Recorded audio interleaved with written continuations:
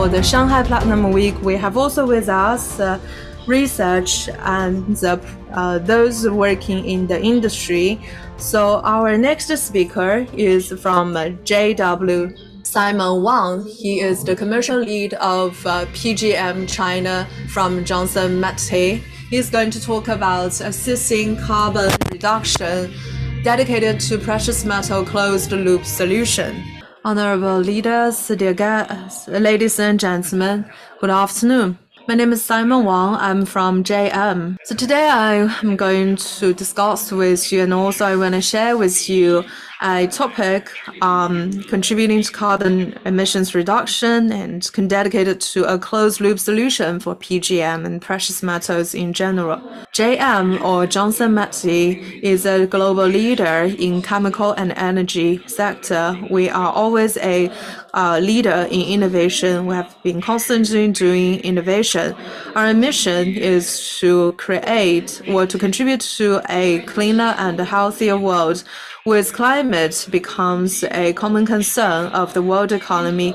In fact, actively promoting for the zero carbon of the energy, petrochemical, and transportation industries becomes all the more relevant, or in other words, sustainability in all these sectors has become a target that's of common concern to all the industry players. That includes the JM. In February this year, the State Council of China released a document called Outline for Building a Quality-Powered Nation. In the document, the State Council of China made it very clear that we need to have a mindset where we need to guide our development with green principles. In particular, we need to accelerate low carbon, zero carbon, and negative carbon technological innovations. And in addition to that, the document also lays out efforts to promote the transition towards low carbon of high-emitting industries. In addition to that, efforts must also be made to accelerate green hydrogen and green industries in order to contribute China's carbon peak neutrality initiatives. Higher efficiency utilization of resources actually means that for those high energy consuming industries, there is a very clear schedule for them to follow. If we take a look at the situation in China, specifically, if we take a look at the carbon emissions by various industries in China, it is fairly clear that in China, out of all the industries, electricity and thermal supply accounts for a huge part of consumption of coal, accounting for about 41% of the total consumption of coal. In 2021, throughout China, 41 tons of coal was produced annually.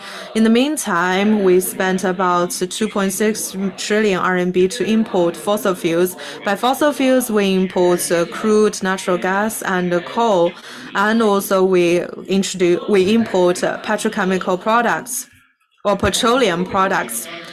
Well, if we take a look at the structure or the mix, petrochemical accounts for 40% of coal consumption. However, when China were to reach carbon peak, the proportion of 14% will go up to 16 or 17%. So in order to achieve clean hydrogen and clean energy's replacement and substitution of traditional fossil fuel in energy and transportation sectors to achieve the dual carbon goals, the challenge are tremendous. So to achieve the dual carbon goals, China is driving a full transformation towards clean energy, and the industry is aiming to solve this problem from the origin of the energy generation. So you can see that the energy consumption structure has shown such a trend, as we can see on the first chart. And in the future, renewable energy will take a bigger role, even a dominant role, by the 2050. So there are many advantages of renewable energy. It's clean, it's green, it's also taken from the abundant resources. But there are disadvantages as well. For example, fluctuation. A fluctuation will make it difficult for the power grid to absorb the excessive power. And also, the electricity or the power mostly is generated from the north and the west of China, while the economic activities happens in the coastal area. So how to solve the problem of transportation? Well, this is another challenge we need to overcome. Then the timeliness. or the intermittency. So with this problem, it requires the industry to invest in storage. So with these advantages and disadvantages, we found that maybe you can find an alternative solution, which is a hydrogen. Hydrogen can have many advantages to complement the disadvantage of traditional renewable energy. So the development of hydrogen power is widely acknowledged as the major alternative. So hydrogen, I would say it is not only a power source, it is also a raw material for the chemical industry. As you can see from this chart, by electrolysis, we can electrolyze water into the hydrogen. And if you are able to use the renewable energy to make the hydrogen, then it is a green hydrogen. Green hydrogen can be made into ammonia, and ammonia is widely acknowledged also as a carrier for holding the hydrogen. And if the green hydrogen is put into other chemical reactions, it will be made into alcohol or methyl or ethylene. And through F&T reaction, it can be made into sustainable aviation fuel. The steps marked by red, well, our company, the JM, already have technology solutions for them. We have the demonstration projects, the pilot, and the sample product for these steps already. Well, fuel cell. If you look at this chart, fuel cell is a medium of hydrogen power in transportation. And from 2020 all the way to 2030, it will play an increasingly important role in transportation. And we estimate that by 2030, the usage of hydrogen in the fuel cell will increase by 30 times. And by 2030 to 2050, as the hydrogen power generation enjoys a faster advancement, it will be applied to even wider areas. And we estimate that by 2050, the use of green hydrogen in transportation in all the sectors will reach 42 million metric tons. So by 2015, I believe that the green hydrogen will already become be commonplace in the industry as well as for consumers' life. And on this slide, you are able to see a comparison between the fuel cell cars and the lithium battery cars. The first chart, you are able to see that from 2008 to 2020, the lithium battery cars enjoyed exponential growth, especially in the past few years. And now the production of lithium battery cars takes 27 to 28% of the total production. So the success of lithium battery cars is not possible without the government guidance and policies, especially some pilot projects in city clusters. Actually, now in China, similar projects are being implemented for hydrogen fuel cells. So we are also looking forward that the hydrogen fuel cell can enjoy the same an exponential growth as the lithium battery cars, and very fast it can reach the 100,000 threshold or even 1 million threshold. And according to the previous speakers, I also agree, I also echo that. By 2030, we estimate that the hydrogen fuel cell can reach an ownership of over 1 million. So what are the technologies we have in Johnson Matthey? Well, first of all, the left-hand side is the fuel cell. And later, I'm going to expand on this. In the middle, it's the blue hydrogen using natural gas.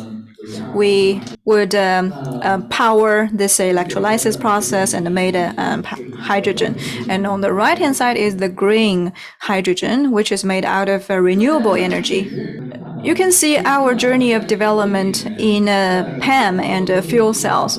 Actually, starting from 1960s in the Apollo project and Gemini project, all of the catalyst for the fuel cell is provided by Johnson Matthey. It has been over 60 years. In 2000, JM has established a fuel cell business division. In 2002, we established the very first MEA, or the Modulus Equipment Production Center in UK. In 2020, with the development of the green hydrogen, we included green hydrogen business into our fuel cell business departments. In 2021, we set up the very first MEA production center in Shanghai. So every year, it can produce about 4 million MEA. In 2022, we announced our new investment, a 3 gigawatt CCS fuel cell components. In 2022, we signed a contract with Sinopec as well as a cooperation with Sinopec Capital. And this project focused on the hydrogen and decarbonization technology. In 2022, together with a leading company in fuel cell in China, Unila, we signed the agreement on the fuel cell PGM recycle. In 2023, Johnson Matthey is going to work with Plug Power and set up a large-scale company, a large-scale production center with 5 to 10 gigawatts of green hydrogen capacity. When we talk about hydrogen power, it's more like talking about an ecosystem because it involves many links in the value chain. It involves the upstream, the resources, the mining, and it involves the components and parts, and it gets into the parts of CCS and MEA. Then we need to work with the middle stream companies to produce the electrolysis, and afterwards it moves to the lower stream into the applications in the different sectors. And when these products is used up and enter the end of the life cycle, it will be recycled and to restart the whole circle. And in my presentation, I also want to tell you what we are doing in the precious metal service department. So actually, the production of a precious metal in China takes only 1% in the world, but the demand actually takes 25% globally. So a very big topic for us is how to best use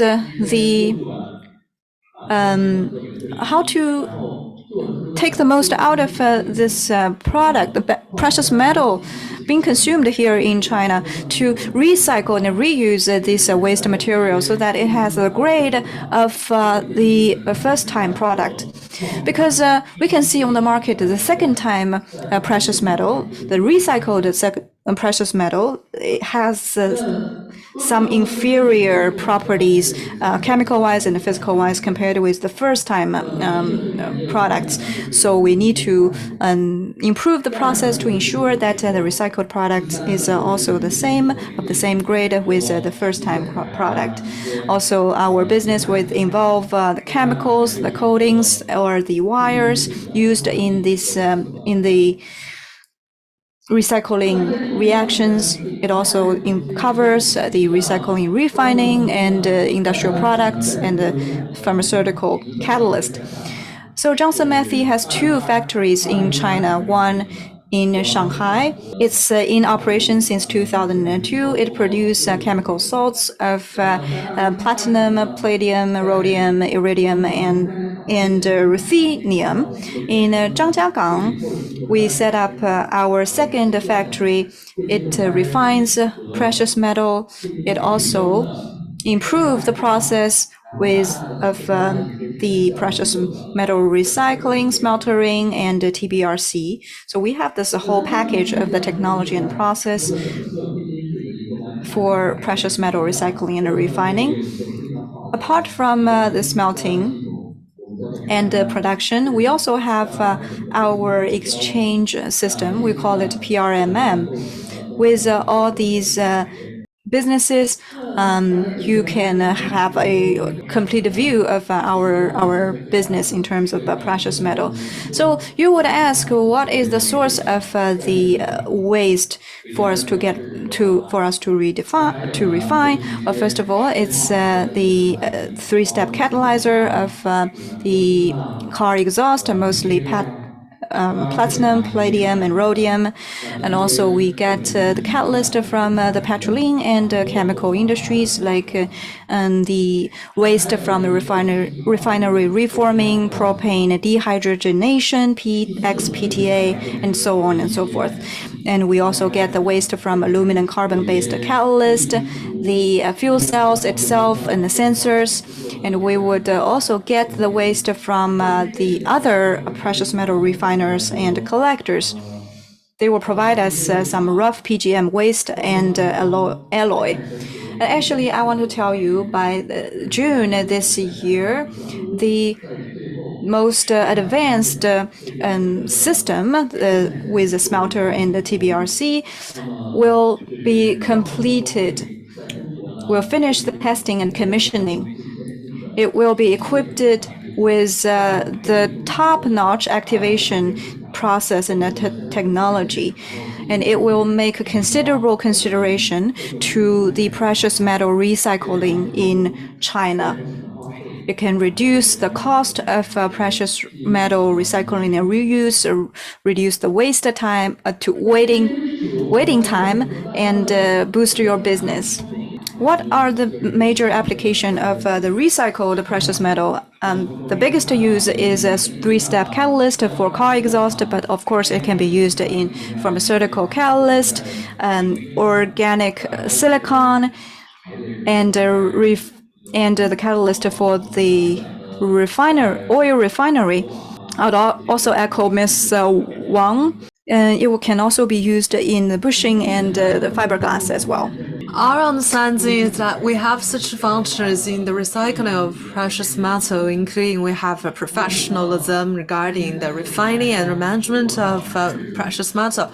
I wonder how many of you are from the businesses working on production or waste. In other words, I wonder how many of you see the demand for recycling. And for those who have recycling needs, actually the biggest concern they have is how much precious metal they can extract from their waste metal. If one can provide them with a fair and representative sample, that will be the make or break factor for any company. And as I also introduced that JM works on the recycling of chemicals, and also we have businesses in the trading of metals, while providing services to our clients, we have the functions. For example, we can return to our customers pure precious metal on their demand. Also, we can put their precious metal in their deposit open with us, or we can return them the chemicals or catalyst that they request. Or we can buy the recycled precious metal, or we can assist our clients in reselling their recycled precious metal to other third parties. So all in all, in the precious metal industry, for us, the key here is to provide a closed loop solution so that all of our customers and clients can benefit from the ecosystem, so does the environment. JM has 4 divisions or 4 business departments, and all of the departments support the precious metal departments. On top of it, we have the fuel cell department, catalyst department, and 3-way auto catalyst department. As those 4 form a integrated whole, internally we have a closed loop, and this has powered us to further towards our dream, a better world for the people. Thank you.